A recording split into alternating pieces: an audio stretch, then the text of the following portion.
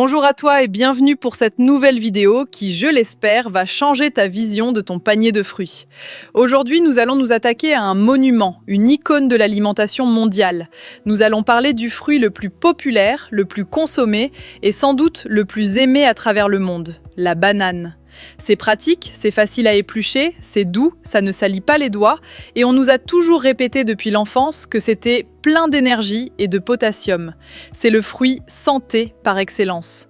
Alors tout naturellement, des millions de personnes, et particulièrement des seniors qui cherchent à prendre soin d'eux, en mangent une religieusement chaque matin au petit déjeuner. Ils pensent, en toute bonne foi, faire le choix le plus sain possible pour démarrer leur journée du bon pied. Et si je te disais aujourd'hui, avec ma casquette de médecin, que pour une personne de plus de 60 ans, manger une banane mûre toute seule au saut du lit est peut-être l'une des pires erreurs métaboliques que tu puisses faire. Si tu te sens régulièrement fatigué aux alentours de 11 h du matin, si tu as du mal à perdre cette petite graisse abdominale qui s'est installée avec les années, ou si ton médecin commence à te parler de prédiabète ou de résistance à l'insuline, cette simple habitude, qui semble si innocente, pourrait bien être le coupable caché qui sabote tes efforts. Salut, je suis le Dr Marie, médecin généraliste et coach en nutrition santé spécialisé pour les seniors. Mon but sur cette chaîne est de briser les mythes alimentaires tenaces pour t'aider à retrouver une énergie stable, durable et une santé de fer. Je suis là pour t'aider à comprendre la mécanique de ton corps qui change avec l'âge. Mais avant de t'expliquer pourquoi ce fruit sain peut devenir un faux ami redoutable le matin, j'ai une question très simple mais très importante pour toi. Je veux comprendre les habitudes de ma communauté pour mieux vous aider. Manges-tu régulièrement de la banane au petit déjeuner, que ce soit seule ou coupée dans une salade de fruits? Si oui, tape O pour oui dans les commentaires. Sinon, tape N pour non. Allez-y, sois honnête, il n'y a pas de mauvais jugement ici, on est là pour apprendre. C'est important pour moi de savoir si cette habitude est ancrée chez toi. Je prendrai le temps de lire toutes vos réponses. Merci de ta participation. Je vois souvent beaucoup de O à cette question en consultation. Alors pourquoi est-ce que je lance cette alerte rouge sur la banane du matin? Pour le comprendre, il ne faut pas regarder la banane, il faut regarder ton corps et son fonctionnement hormonal au réveil. Il faut comprendre ce qui se passe physiologiquement dans ton organisme quand tu ouvres les yeux après une nuit de sommeil. Après une nuit de jeûne d'environ 8 à 10 heures, ton corps est dans un état particulier. Tes réserves de glycogène, le sucre stocké dans le foie, sont entamées. Ton corps est chimiquement très sensible à l'insuline. Ton réservoir est vide et ton moteur est froid. La banane, surtout si elle est belle, bien jaune, sans taches vertes, est un fruit très spécifique. Contrairement à l'avocat ou aux noix, elle est très riche en glucides, sucre et quasiment dépourvue de graisse ou de protéines pour ralentir la digestion. Une banane moyenne contient environ 15 grammes de sucre pur, un mélange de fructose et de glucose, et près de 25 à 30 grammes de glucides totaux. C'est l'équivalent de plusieurs morceaux de sucre. Quand tu la manges seule le matin, l'estomac vide, voici la réaction en chaîne qui se produit. L'absorption est claire. Comme il n'y a pas de gras ni de protéines pour faire tampon, le sucre de la banane passe à une vitesse grand V à travers la paroi de ton intestin pour rejoindre ton sang. Le pic glycémique. Ta glycémie, le taux de sucre dans le sang, monte en flèche, brutalement, comme une fusée. C'est ce qu'on appelle un pic glycémique violent. La réponse du pancréas. Ton pancréas, cet organe vital qui vieillit lui aussi et qui est peut-être un peu moins réactif qu'à 20 ans, détecte cette marée de sucre. Il doit réagir en urgence. Il libère alors une dose massive d'insuline, l'hormone de stockage, pour faire baisser ce sucre qui est toxique s'il reste trop haut, trop longtemps. C'est là que le piège se referme sur toi. L'insuline fait son travail, elle ouvre les portes de tes cellules pour faire entrer le sucre, mais comme le pic était très haut, la chute est tout aussi brutale. C'est la loi de la gravité métabolique. Tout ce qui monte vite redescend vite. C'est ce qu'on appelle l'hypoglycésie réactionnelle. Vers 10h30 ou 11h, tu ressens soudainement un coup de barre. Tu as les mains qui tremblent légèrement, une fatigue mentale, un brouillard cérébral, tu te sens irritable ou tu as une envie irrésistible de grignoter quelque chose de sucré ou de prendre un deuxième café. Tu penses que c'est une baisse de régime normale due à l'âge ou à une mauvaise nuit. Non, c'est le crash de ta banane de 8 heures. Ton corps crie famine car ton sucre a chuté trop bas. De plus, ce cycle infernal, pic d'insuline, chute, fringale, répété tous les matins, 365 jours par an, a des conséquences à long terme. Il favorise l'installation de la résistance à l'insuline, qui est l'antichambre du diabète de type 2. Et surtout, l'insuline est l'hormone du stockage. Quand elle est élevée, ton corps ne peut pas brûler de graisse. Il stocke tout ce qu'il peut, et principalement sous forme de graisse viscérale, cette graisse dure et dangereuse qui s'installe autour du ventre et des organes, et qui est si difficile à perdre après 60 ans. Attention, je ne dis pas que la banane est un mauvais aliment, je ne dis pas qu'il faut la bannir, je dis que la manger seule et le matin à jeun est une erreur stratégique majeure pour un senior. C'est comme mettre du carburant de fusée hautement explosif dans une vieille voiture diesel qui a besoin de chauffer doucement. Le moteur s'emballe, fume, puis il cale au milieu de la route. Mais l'histoire ne s'arrête pas là. La banane est un fruit magique et complexe qui change de composition chimique chaque jour qu'elle passe dans votre corbeille à fruits. Une banane verte n'a absolument rien à voir, chimiquement parlant, avec une banane jaune ou tachetée. L'une est un médicament pour votre intestin, l'autre est un bonbon pour votre cerveau. Savoir choisir la bonne couleur en fonction de votre santé est le secret pour l'utiliser sans danger. C'est ce que nous allons décortiquer tout de suite dans le prochain segment. La banane est unique dans le monde végétal. Contrairement à une pomme ou une orange qui gardent sensiblement la même composition une fois cueillie, la banane est un fruit climactérique. Elle continue de vivre, de respirer et de se transformer radicalement après la récolte. Elle subit une métamorphose chimique totale en mûrissant. Pour un diabétique, pour quelqu'un qui veut perdre du poids ou simplement pour un senior soucieux de sa santé, comprendre ce code couleur est absolument vital. Ce n'est pas juste une question de goût, c'est une question de chimie. Analysons ensemble les 3 stades de la banane et vous allez voir que vous ne choisirez plus jamais votre fruit au hasard. 1. La banane verte, le prébiotique puissant. Quand elle est verte, dure et difficile à éplucher, la banane est chimiquement très différente. À ce stade, elle contient très peu de sucre libre.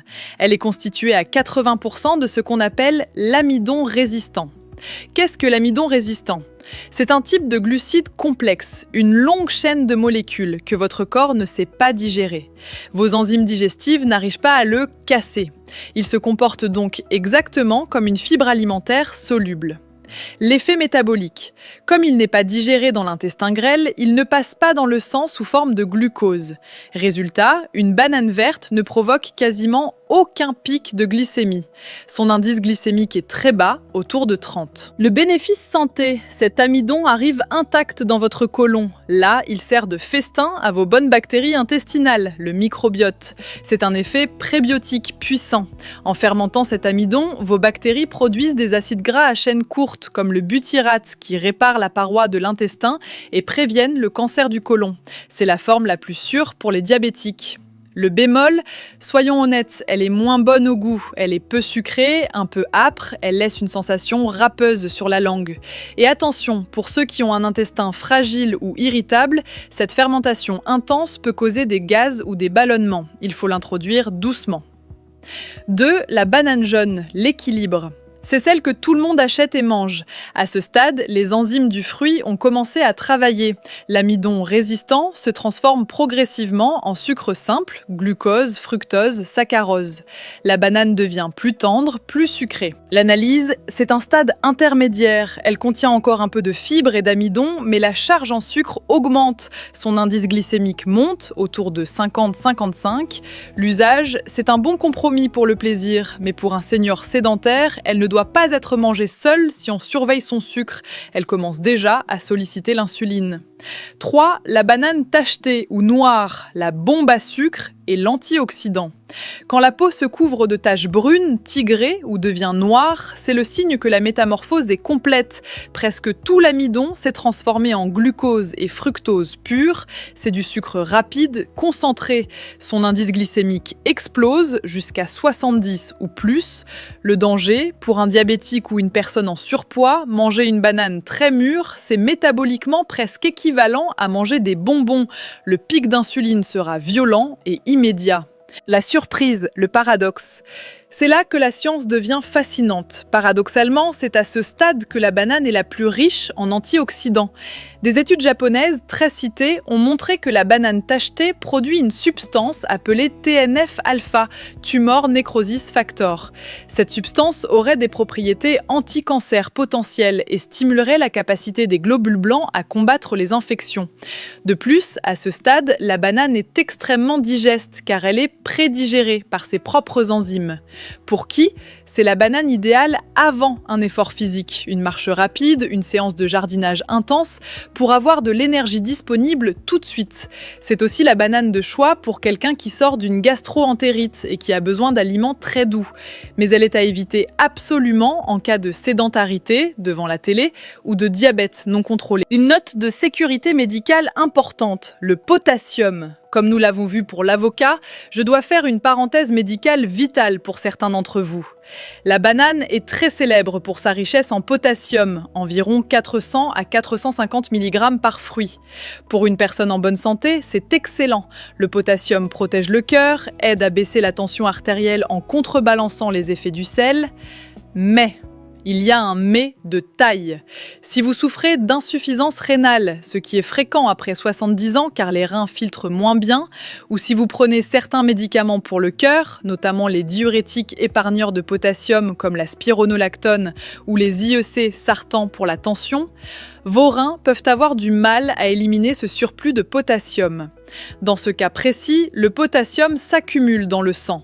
C'est ce qu'on appelle l'hyperkaliémie. C'est un danger silencieux qui peut provoquer des troubles du rythme cardiaque graves. Si vous êtes concerné par une maladie rénale, la banane n'est pas interdite, mais elle doit être limitée. Par exemple, une demi-banane est consommée sous surveillance médicale. Ne jouez pas avec votre taux de potassium. Nous avons vu que la banane du matin est un piège glycémique potentiel. Nous avons vu comment choisir sa couleur. Mais alors, quand faut-il la manger pour en tirer le meilleur ? Il existe un moment de la journée, souvent insoupçonné, où la banane cesse d'être une ennemie métabolique pour devenir l'un des meilleurs alliés de votre santé nerveuse, agissant comme un véritable somnifère naturel qui peut même remplacer vos pilules pour dormir. Ce secret réside dans sa chimie relaxante unique. C'est ce que je vais vous révéler maintenant dans le segment suivant. Il y a une idée reçue tenace qui circule depuis des décennies dans les magazines de régime. Il ne faut surtout pas manger de banane le soir. C'est trop riche, ça fait grossir. Combien de fois ai-je entendu cette phrase dans mon cabinet ? En réalité, pour un senior qui souffre de troubles du sommeil, d'insomnie, de crampes nocturnes ou du syndrome des jambes sans repos, la banane consommée le soir, en petite quantité et bien choisie, est un remède naturel extrêmement puissant. Oubliez le mythe de la prise de poids nocturne un instant et regardons ensemble la biochimie fascinante de ce fruit. La banane est un véritable cocktail naturel de 3 substances relaxantes qui agissent en synergie pour apaiser votre système nerveux. 1. Le tryptophane, l'architecte du sommeil. C'est le secret le mieux gardé de la banane. Elle contient du tryptophane, un acide aminé essentiel assez rare dans l'alimentation végétale. Pourquoi est-ce important ? Parce que le tryptophane est le précurseur chimique direct de la sérotonine et de la mélatonine. Voici le chemin chimique qui se produit dans votre cerveau. Quand vous ingérez du tryptophane, grâce à la banane, votre corps le transforme d'abord en 5-HTP, puis en sérotonine. La sérotonine est l'hormone de la relaxation, du bien-être, celle qui vous fait dire « tout va bien, je suis calme ». Ensuite, quand la nuit tombe et qu'il fait noir, cette sérotonine se transforme en mélatonine. Vous connaissez la mélatonine ? C'est l'hormone du sommeil, celle qui donne le signal de départ pour dormir. Manger une banane le soir aide littéralement votre cerveau à fabriquer son propre somnifère naturel sans effet d'accoutumance. 2. Le magnésium, le relaxant naturel. La banane est une excellente source de magnésium biodisponible. Le magnésium est le minéral de la détente par excellence. Il aide à relâcher le système nerveux central et à faire baisser le niveau de cortisol, l'hormone du stress, qui nous garde souvent éveillés à ruminer nos soucis. Si vous êtes stressé, anxieux le soir, une banane peut vous aider à débrancher le mental. 3. Le potassium, l'anticrampe. En plus de protéger le cœur, le potassium est un relaxant musculaire puissant. Il travaille en tandem avec le magnésium. La solution aux crampes nocturnes. Je sais que beaucoup d'entre vous vivent ce calvaire. Vous dormez paisiblement et soudain, vous vous réveillez en hurlant à cause d'une crampe violente aux mollets ou aux orteils. Le muscle se tétanise, c'est extrêmement douloureux. C'est très fréquent chez les seniors. C'est souvent le signe d'un déséquilibre électrolytique, un manque de magnésium, de potassium ou de calcium au niveau musculaire. Manger une demi-banane environ 1 heure avant de dormir permet de recharger vos muscles en électrolytes essentiels et prévient ces contractions involontaires douloureuses. C'est aussi très efficace pour soulager le syndrome des jambes sans repos, ces impatiences, ce besoin de bouger les jambes qui vous empêche de trouver le sommeil. L'astuce secrète du docteur Marie, le thé de banane. Je sens que certains hésitent encore. Mais docteur, le sucre le soir, je préfère éviter. Je vous comprends. C'est pour cela que j'ai une recette de grand-mère validée par la biochimie que je donne à mes patients insomniaques. L'infusion de peau de banane. Saviez-vous que la peau de la banane contient encore plus de potassium et de magnésium que la chair? Et surtout, elle est très riche en tryptophane. Le problème, c'est qu'on ne mange pas la peau, c'est amer et dur. La solution, c'est de l'infuser. La recette du somnifère liquide. Prenez une banane bio, c'est impératif ici car les pesticides se concentrent sur la peau et vous ne voulez pas infuser des produits chimiques. Lavez-la très soigneusement sous l'eau en frottant. Coupez les 2 extrémités dures de la banane. Plongez la banane entière, avec la peau, sans l'éplucher, dans une petite casserole d'eau bouillante, environ la valeur d'un mug d'eau. Laissez bouillir doucement à petit bouillon pendant 10 minutes. La chaleur va extraire le magnésium et le tryptophane de la peau vers l'eau. Filtrez l'eau dans une tasse. La banane sera cuite et molle, vous pouvez la manger le lendemain ou la donner, ne la jetez pas. Ajoutez une pincée de cannelle dans votre tasse. La cannelle aide à réguler la glycémie, c'est le combo parfait. Buvez cette tisane tiède 1 heure avant de dormir.